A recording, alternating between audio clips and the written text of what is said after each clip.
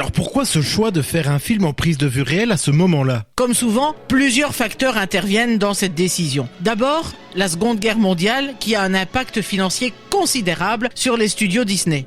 Beaucoup de leurs marchés internationaux, notamment en Europe, ont été fermés pendant le conflit. Très naturellement, une fois la guerre terminée, Disney tente de reconstituer ses finances. Mais l'Angleterre a décrété une loi interdisant de rapatrier les recettes des films à l'étranger. Donc, Disney ne peut pas sortir d'argent du Royaume-Uni. Exactement, et c'est ce qu'on appelle les fonds bloqués. Walt va alors trouver une solution astucieuse. Utiliser cet argent pour produire des films directement en Angleterre.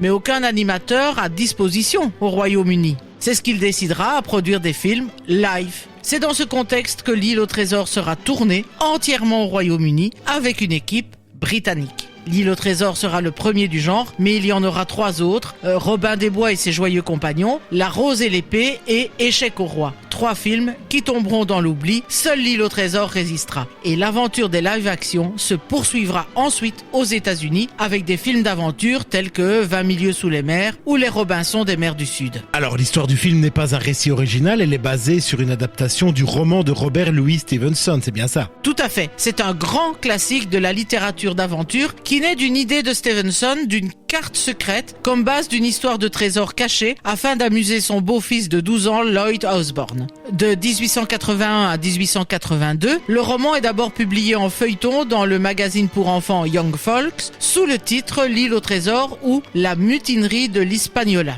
sous le pseudonyme de Capitaine George North. Le texte remanié sera ensuite publié pour la première fois en livre le 14 novembre 1883. Cette œuvre, fondatrice du genre pirate, raconte l'histoire du jeune Jim Hawkins qui découvre une carte au trésor et embarque pour une aventure en mer où il rencontrera le fameux Long John Silver, un personnage devenu archétypal du pirate à jambes de bois.